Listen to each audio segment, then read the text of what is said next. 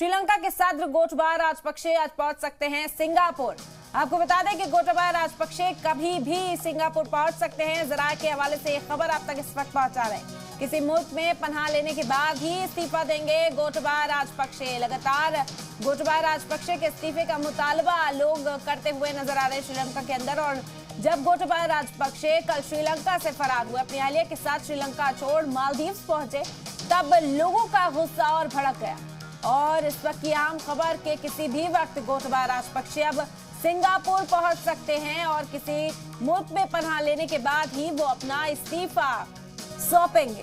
तो ये गोटबाया राजपक्षे से जुड़ी बड़ी खबर जराये के हवाले से आप तक पहुंचा रहे। कल अपनी अहलिया के साथ श्रीलंका से मालदीव्स पहुंचे थे और आज ये खबर है कि किसी भी वक्त सिंगापुर पहुंच सकते हैं और वहीं से इस्तीफा भेज सकते हैं। लगातार लोग इस बात का मुतालबा कर रहे हैं कि सदर ओहदे से इस्तीफा दे गोटबाया राजपक्षे।